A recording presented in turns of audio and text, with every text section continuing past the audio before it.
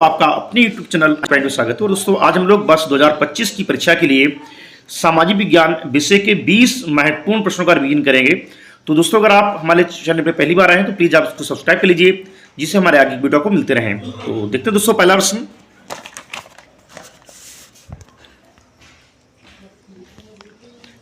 दोस्तों है, निम्नलिखित में से कौन सा आंदोलन महात्मा गांधी ने नहीं चलाया था? तो पहला है असहयोग आंदोलन, सेकंड है सविनय अवज्ञा आंदोलन, थर्ड है चंपारण आंदोलन, फोर्थ है खिलाफत आंदोलन। दोस्तों महात्मा गांधी जी के द्वारा असहयोग आंदोलन जो है ये वर्ष 1920 में चलाया गया था। और उसके बाद सविनय अवज्ञा आंदोलन की दोस्तों बात करें तो इसको जो है 1930 में ईवी गांधी जी के द्वारा चलाया गया था। चंपारण आंदोलन की दोस्तों बात करें तो ये 1917 में बिहार के चंपारण जिले में चलाया गया था। यहाँ पे जो खिलाफत आंदोलन दोस्तों है ये 1919 में मोहम्मद अली और शौकत अली के द्वारा चलाया गया था। और ये आंदोलन मुसलमानों के धार्मिक और राजनीतिक अधिकारों की रक्षा के लिए शुरू किया गया था। तो दोस्तों यहाँ हमारा जो राइट आंसर दोस्तों है वो ऑप्शन डी दोस्तों है, खिलाफत आंदोलन। ये जो है महात्मा गांधी जी के द्वारा नहीं चलाया गया था। बाकी असहयोग आंदोलन, चंपारण आंदोलन और सविनय अवज्ञा आंदोलन, ये तीनों आंदोलन जो है गांधी जी के द्वारा चलाए गए थे, लेकिन खिलाफत आंदोलन जो है गांधी जी के द्वारा नहीं चलाया गया था। नेक्स्ट क्वेश्चन दोस्तों है, 1789 में फ्रांस में राष्ट्रवाद की प्रथम अभिव्यक्ति का क्या परिणाम हुआ? तो पहला ऑप्शन है फ्रांस की क्रांति, बी है नेपोलियन का उदय, सी है जर्मन का एकीकरण और फोर्थ है निरंकुश राजतंत्र का प्रारंभ। तो यहां दोस्तों हमारा जो राइट आंसर दोस्तों है वो ऑप्शन पहला है फ्रांस की क्रांति। दोस्तों 1789 में फ्रांस में राष्ट्रवाद की पहली जो स्पष्ट अभिव्यक्ति के परिणाम स्वरूप फ्रांस में राजतंत्र का अंत हुआ था और जो प्रभुसत्ता है वो फ्रांसीसी नागरिकों को सौंपी गई थी। और इसके परिणाम स्वरूप जो है नेपोलियन बोनापार्ट ने संपूर्ण फ्रांस में एक समान शासन व्यवस्था लागू की और 1804 में नागरिक संहिता का निर्माण करवाया, जिसको नेपोलियन कोड के नाम से भी जाना जाता है।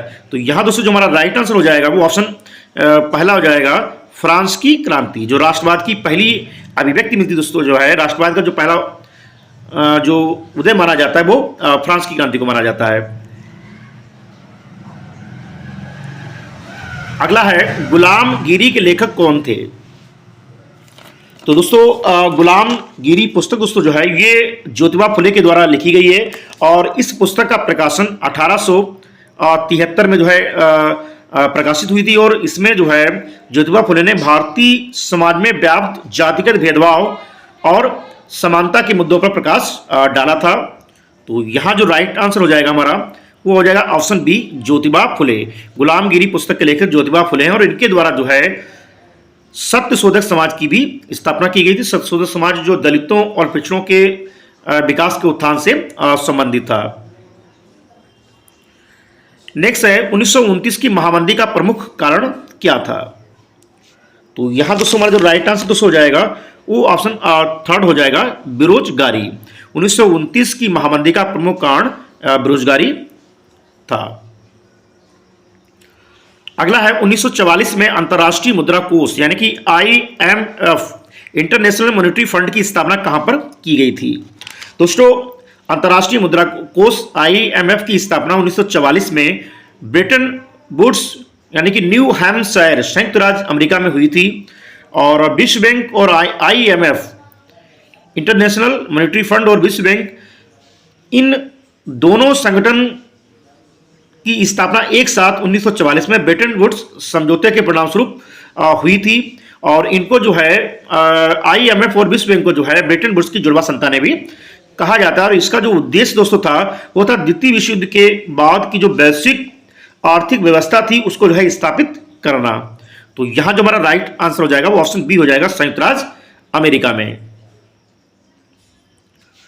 नेक्स्ट दोस्तों है, श्रीलंका में निम्नलिखित में से कौन सा समूह अल्पसंख्यक है? तो यहां दोस्तों जो हमारा राइट आंसर है वो ऑप्शन बी है, ईसाई। श्रीलंका में सबसे कम मात्रा में जो है ईसाई पाए जाते हैं, तो ये अल्पसंख्यक हैं। नेक्स्ट है, भारत में संघीय व्यवस्था है क्योंकि? तो यहां दोस्तों जो राइट आंसर है वो ऑप्शन पहला है, यहां शक्तियों का विकेंद्रीकरण है, यानी कि शक्तियां जो है वो विभाजित हैं राज्य स्तर और केंद्र स्तर पर। नेक्स्ट, निम्नलिखित में से कौन सा संघीय राज्य नहीं है? तो यहां दोस्तों जो हमारा राइट आंसर है वो ऑप्शन थर्ड दोस्तों है दिल्ली। दिल्ली जो है एक केंद्र शासित प्रदेश और राष्ट्रीय राजधानी भी है। बाकी मणिपुर, हिमाचल प्रदेश और त्रिपुरा ये दोस्तों जो है ये संघीय राज्य हैं। नेक्स्ट है, निम्नलिखित में से किस व्यवस्था के लिए राजनीतिक दल आवश्यक शर्त हैं? तो यहां दोस्तों जो राइट आंसर है वो ऑप्शन बी दोस्तों है लोकतंत्र। नेक्स्ट, निम्नलिखित में से किसका संबंध लोकतंत्र से नहीं है? तो ऑप्शन पहला है जनमत, बी राजनीतिक दल, सी उत्तरदायी शासन, डी बहुसंख्यकों का शासन। तो यहां दोस्तों जो हमारा राइट आंसर है वो ऑप्शन डी है बहुसंख्यकों का शासन। दोस्तों जो है ये लोकतंत्र से संबंधित नहीं है।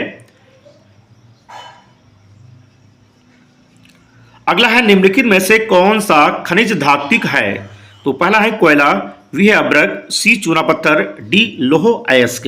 तो यहां दोस्तों जो राइट आंसर हमारा हो जाएगा वो ऑप्शन डी हो जाएगा, लोह अयस्क जो है ये धात्विक है।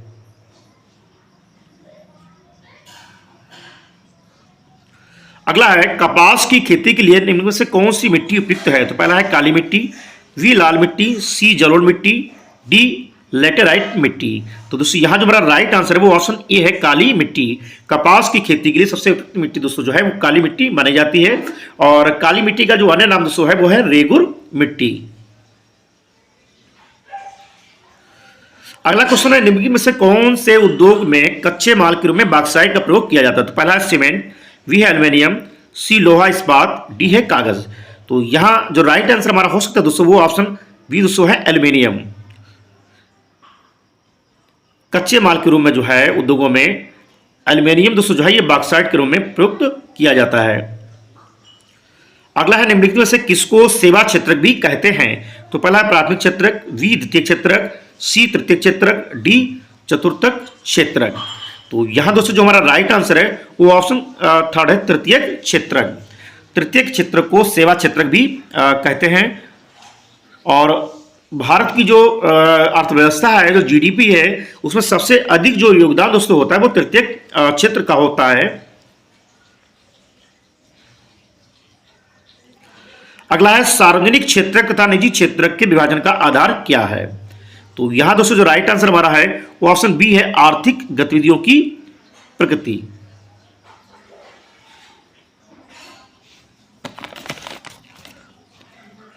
अगला क्वेश्चन दोस्तों है, एजेंडा 21 का संबंध किससे है? ओजोन क्षरण से, जलवायु परिवर्तन से, वैश्विक तापन से, सतत पोषणीय संसाधनीय विकास से।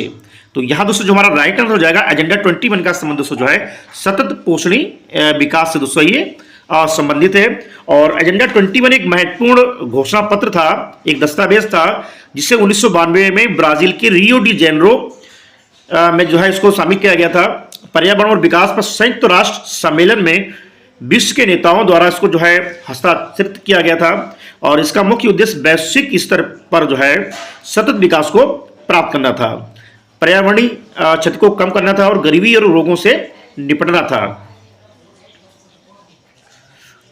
नेक्स्ट है, उपभोक्ता सुरक्षा अधिनियम कब बना था? तो यहां दोस्तों जो राइट आंसर है ऑप्शन सी दोस्तों है 1986 में। और इसको दोस्तों जो है कोपरा भी कहते हैं, कंज्यूमर प्रोटेक्शन एक्ट, कोपरा। नेक्स्ट दोस्तों है, बांग्लादेश के ग्रामीण बैंक की शुरुआत कब हुई थी? तो यहां दोस्तों जो हमारा राइट आंसर हो जाएगा वो ऑप्शन थर्ड हो जाएगा 1970 में। बांग्लादेश के ग्रामीण बैंक की शुरुआत 1970 में हुई थी। और अगला क्वेश्चन दोस्तों है, निम्नलिखित में से कौन सा जैव संसाधन है?